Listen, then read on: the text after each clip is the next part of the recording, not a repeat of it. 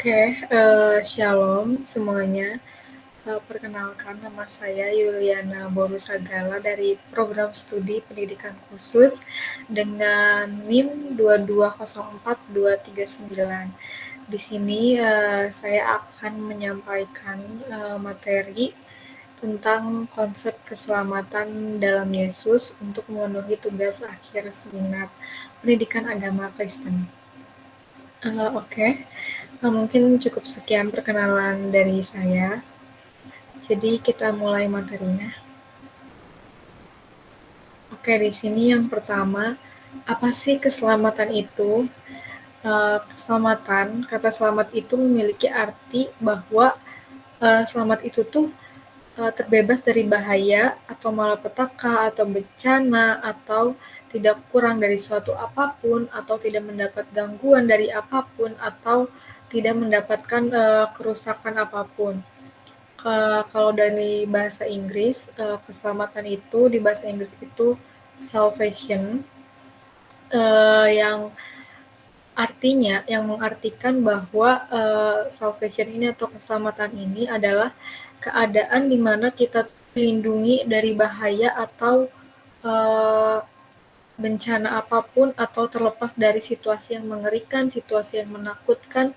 Jadi intinya selamat dan terlindungi gitu ya. Oke, kalau dalam agama sendiri, keselamatan itu dinyatakan sebagai penyelamatan jiwa dari dosa dan sanksi atau konsekuensi dari dosa itu sendiri. Lalu di sini ada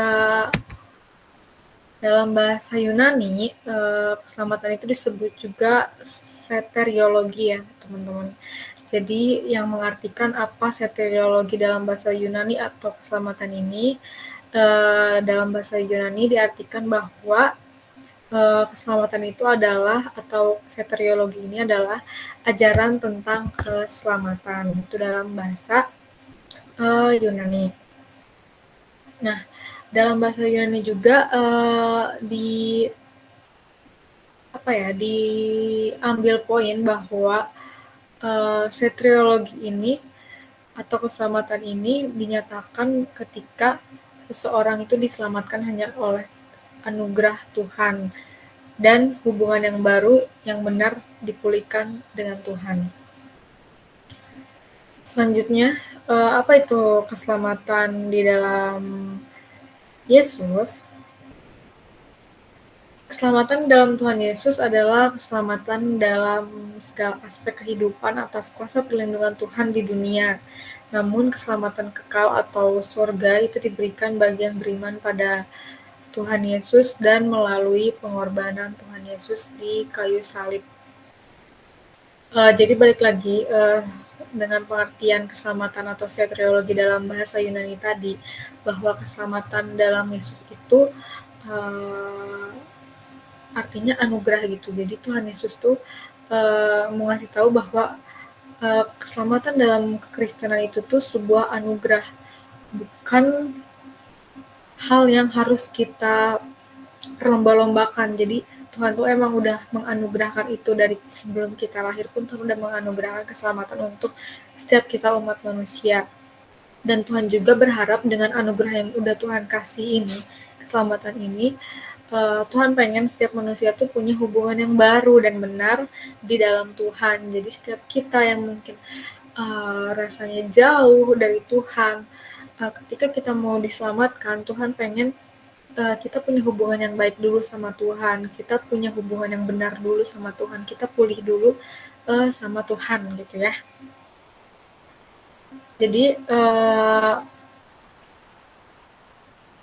walaupun nasihat atau teori atau konsep keselamatan disampaikan pada seseorang, tapi ketika seseorang itu belum memiliki hidup baru atau yang tadi saya bilang belum punya hubungan yang benar sama Tuhan, belum punya hubungan yang baik sama Tuhan, maka seseorang tersebut tuh akan susah gitu, akan sukar gitu untuk ngerti apa sih konsep keselamatan ini atau gimana sih keselamatan di dalam Alkitab tuh gitu. Kalau kita belum punya hubungan yang baik sama Tuhan, kalau kita belum mengalami hidup baru atau lahir baru di dalam Tuhan. Jadi banyak mungkin dari teman-teman kita yang beragama Kristen tapi belum mengalami lahir baru atau belum mempunyai hubungan yang baik dengan Tuhan.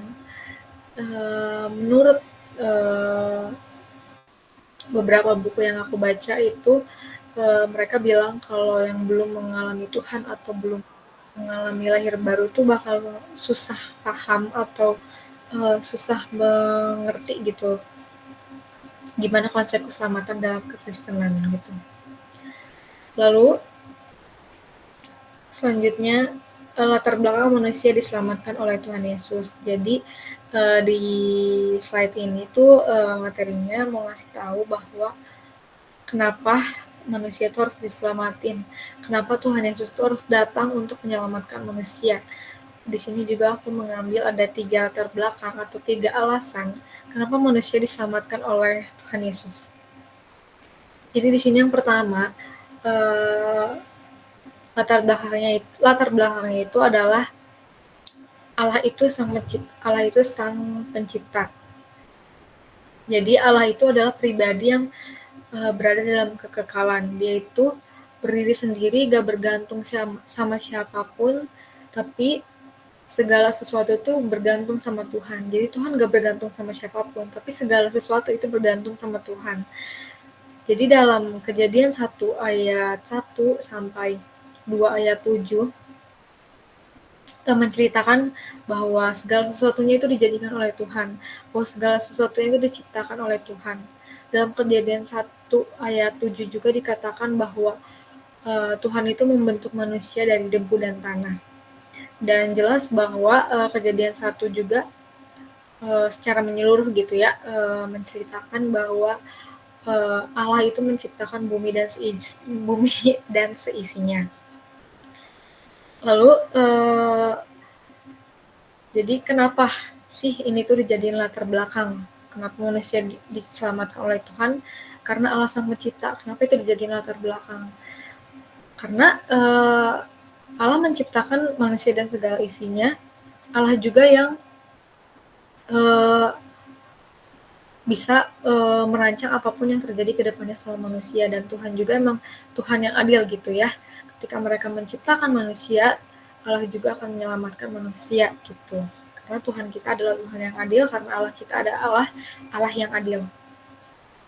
Lalu yang kedua, latar belakangnya yaitu kejatuhan manusia. Dalam Kejadian 2 ayat 16 sampai 17 dikatakan bahwa lalu Tuhan Allah memberi perintah ini kepada manusia, semua pohon dalam tanaman ini boleh kau makan buahnya dengan bebas. Tetapi pohon pengetahuan tentang yang baik dan yang jahat itu janganlah kau makan buahnya, sebab pada hari kau memakannya pasti engkau mati. Dalam Kejadian 3 ayat 6 juga, manusia melakukan pelanggaran dengan mengambil dan memakannya, dan diberikan juga kepada suaminya dan suaminya juga memakannya. Dalam 1 Timotius 21 ayat 14 dikatakan bahwa lagi pula bukan Adam yang tergoda, melainkan perempuan itulah yang tergoda dan jatuh ke dalam dosa. Jadi kita semua juga pasti tahu ya cerita tentang bagaimana Adam dan Hawa dalam kitab Kejadian ini diperintahkan oleh Tuhan. Tuhan bilang bahwa semua pohon, semua apapun yang dalam Taman Eden itu boleh mereka makan kecuali pohon tentang pengetahuan yang baik dan jahat. Jadi awal mula kenapa manusia jatuh dari dosa adalah awal mulanya dari situ. Di situ Hawa memakan buah tersebut dan diberikan juga kepada suaminya. Jadi kenapa ada keselamatannya? Karena manusia jatuh dalam dosa. Kenapa manusia jatuh dalam dosa?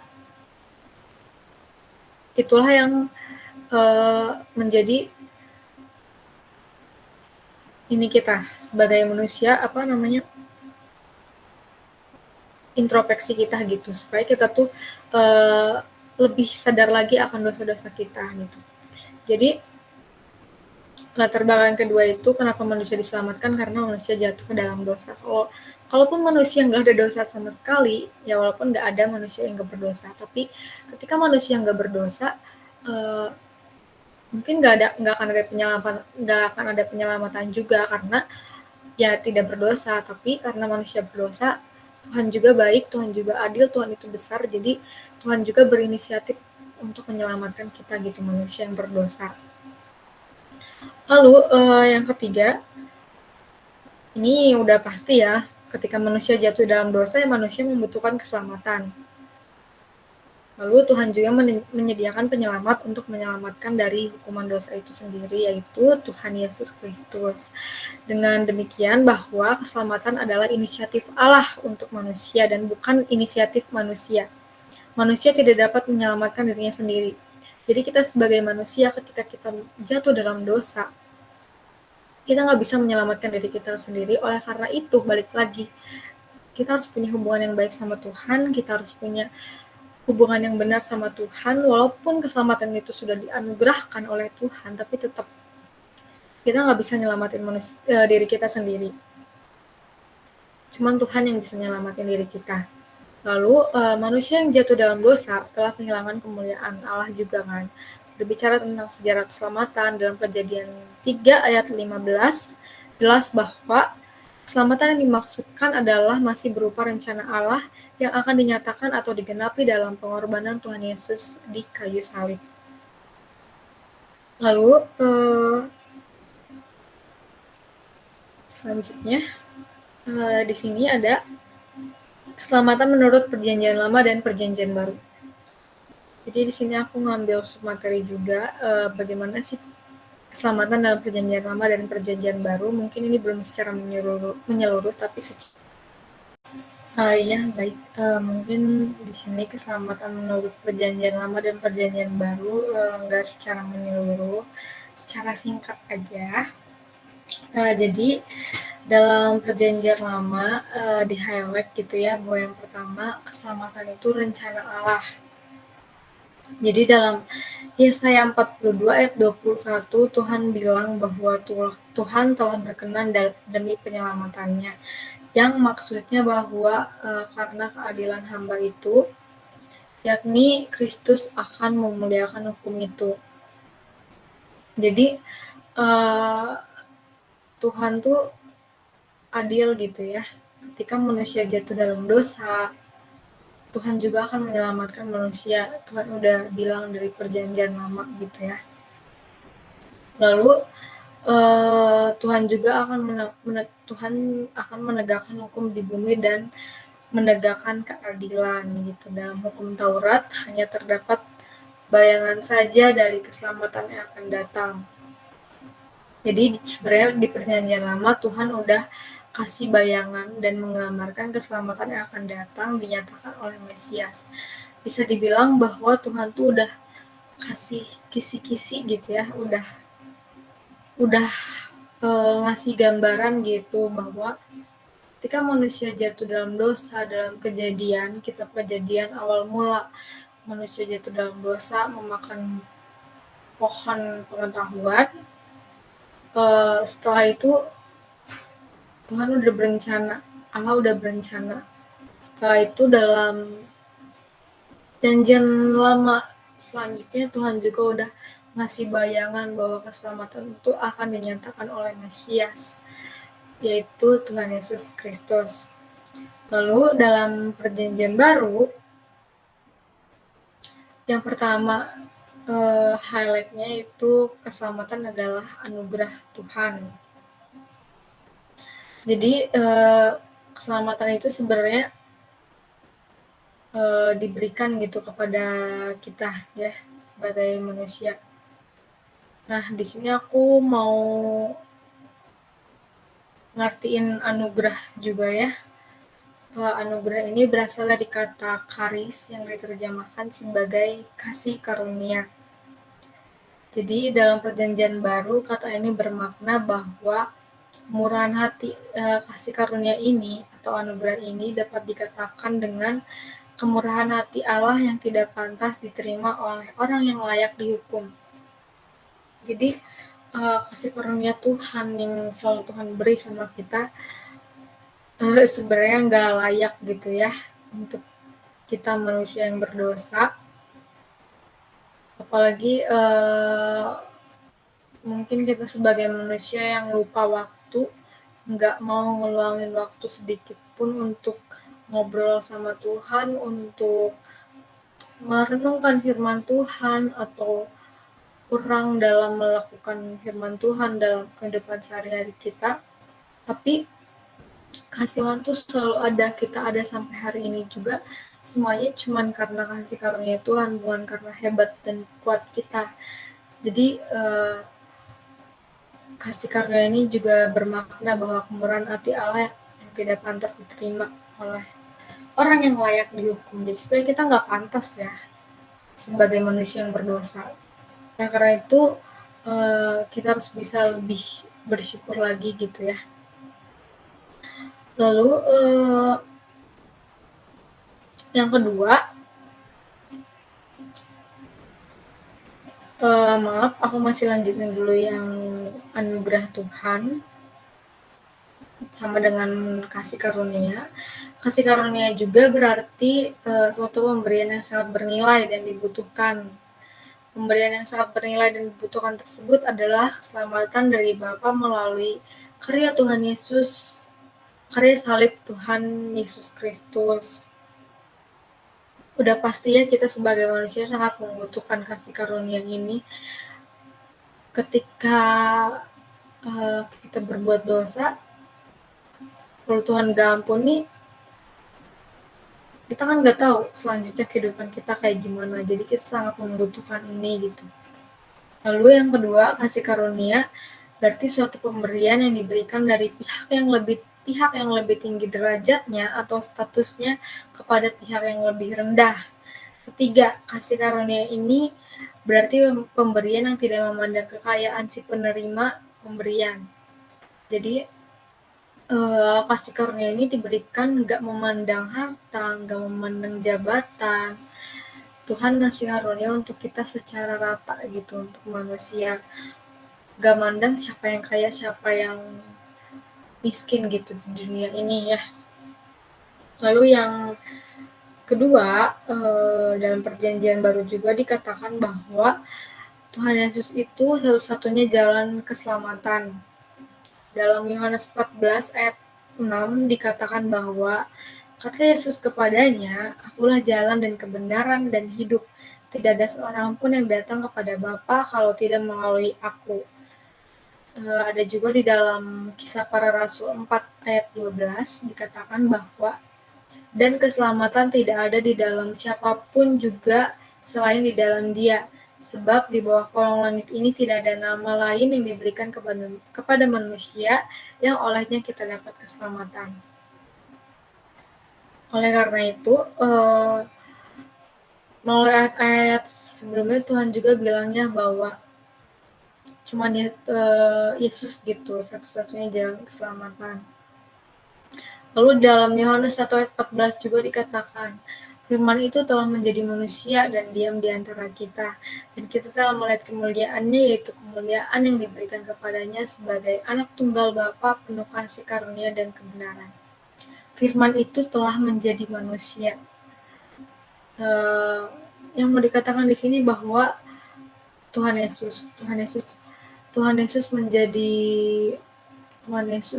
manusia di dunia ini, itu tuh firman. Jadi melalui kehidupan Tuhan Yesus, bagaimana Tuhan Yesus hidup, bagaimana Tuhan Yesus menjalani pelayanannya,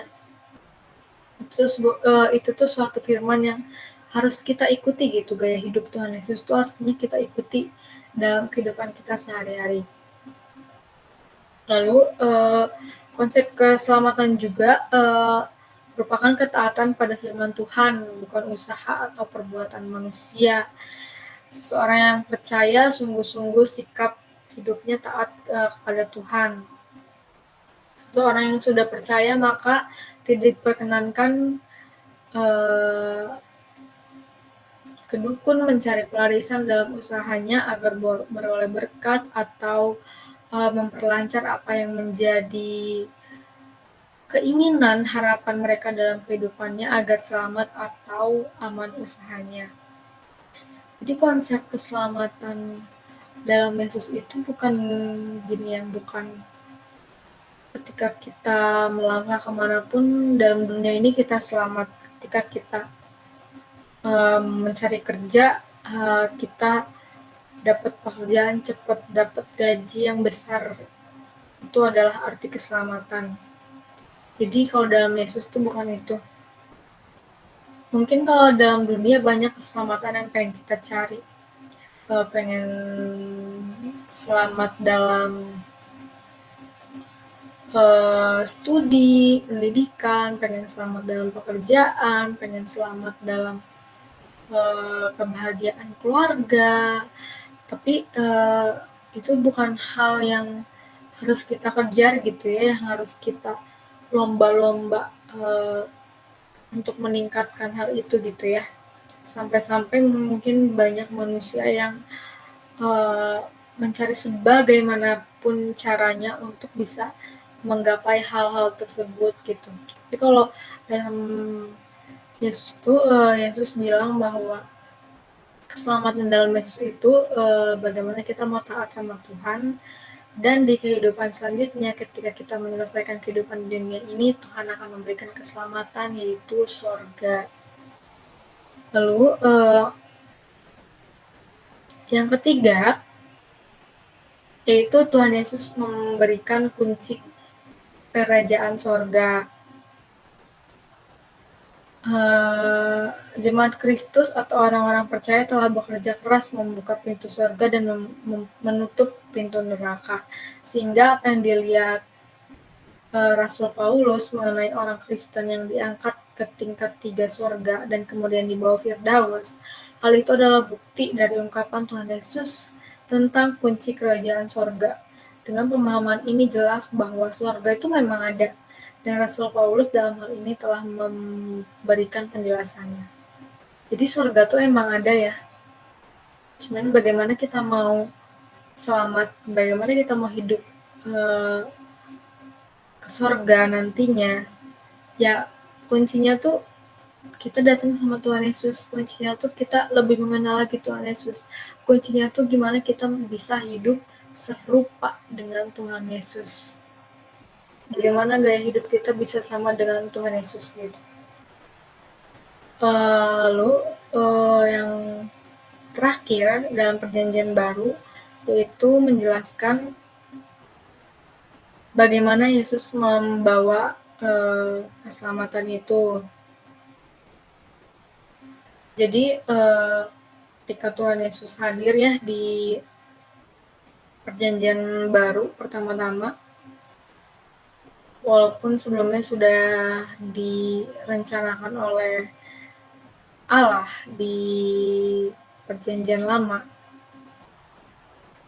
Tuhan Yesus tetap datang untuk membawa keselamatan itu dengan cara dia di kayu salib, dia dicemooh sebelum dia dipaku, dia disalibkan, dipaku, dan dikubur.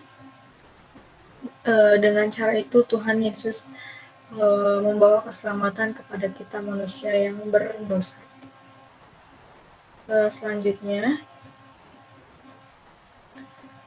di sini ada 3 aspek dalam proses keselamatan. Di sini ada yang pertama yaitu pembenaran atau justification.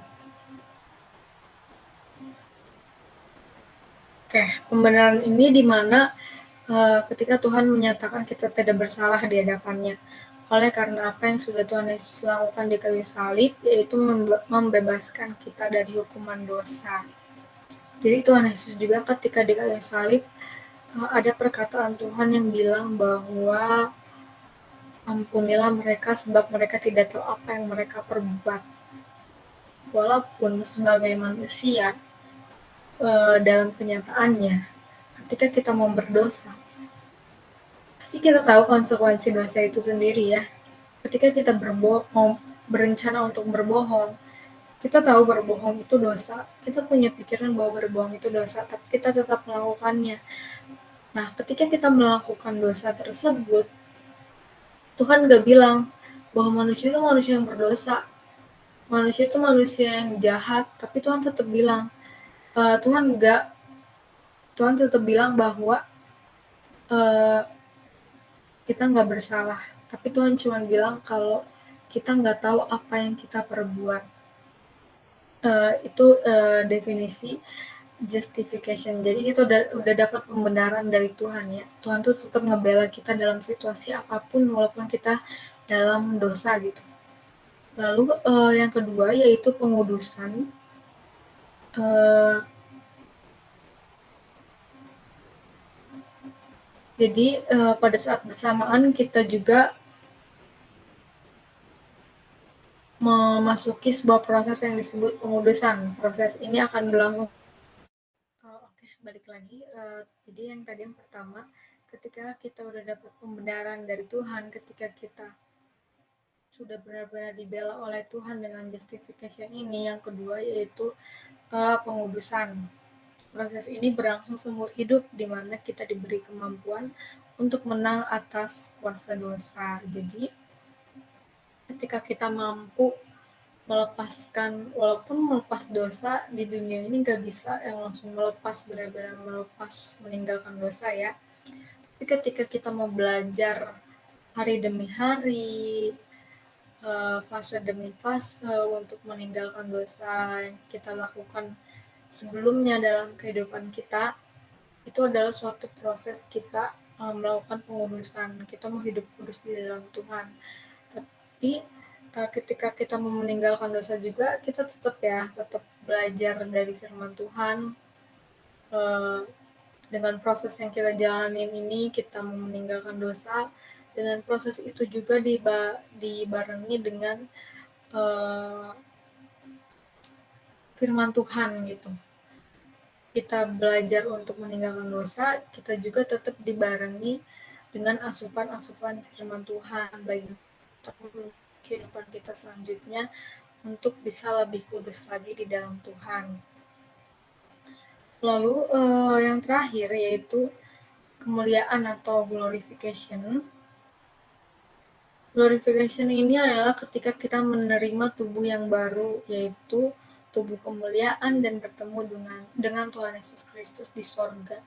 Titik akhir perjalanan ini disebut dengan glorification atau kemuliaan, di mana kita sungguh-sungguh dibebaskan dari kehadiran dosa.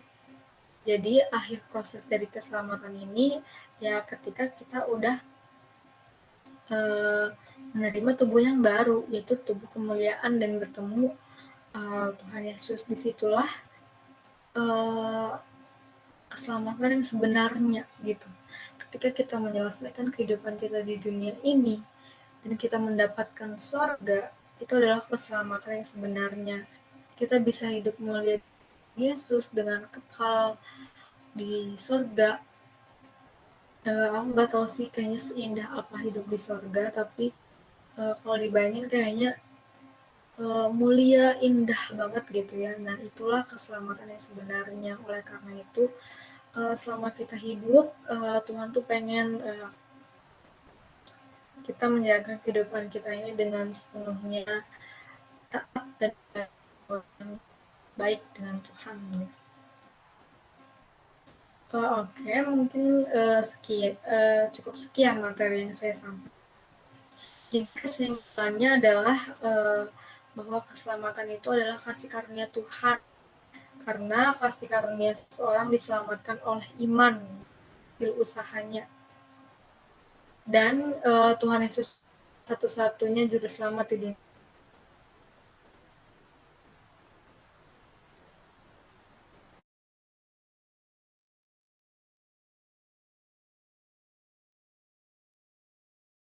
Jadi keselamatan hanya dalam Tuhan Yesus ya, nggak ada di yang lain gitu. Lalu keselamatan sesuai dengan pemilihan Allah. Pemilihan Tuhan tidak mungkin salah ya teman-teman. Jadi Tuhan tahu orang-orang yang percaya, Tuhan tahu orang-orang yang taat. Keselamatan diberikan kepada manusia yang sesuai dengan kehendak Allah dan pemilihan Allah. Kalau Tuhan memilih manusia untuk keselamatan, tentu saja Tuhan tahu untuk memilih. Tentu aja Tuhan juga tahu kriteria-kriterianya ya, kayak gimana. Lalu manusia yang menerima Tuhan diselamatkan dan yang menolak Tuhan akan binasa. Keselamatan dapat diterima oleh seseorang yang beriman sesuai dengan kehendak Tuhan. Dan manusia juga diharapkan untuk menjaga keselamatan yang sudah dikaruniakan kepadanya. Setelah manusia percaya, manusia harus menjaga keselamatan. Artinya tetap setia, tetap taat dalam pengajaran Tuhan selama kita hidup. Lalu keselamatan itu walaupun pemberian Allah secara cuma-cuma ya, namun diharapkan orang-orang percaya tetap menunjukkan pola kehidupan yang baik dan berkenan sebagai pembuktian diri dari menjalani kehidupan Kristen yang bertanggung jawab, bersyukur atas keselamatan yang sudah Tuhan berikan dan diharapkan untuk tetap taat kepada Tuhan walaupun keselamatan itu diberikan secara cuma-cuma. Mungkin sekian materi yang cukup saya sampaikan pada saat ini. Kurang lebihnya mohon maaf. Terima kasih. Shalom.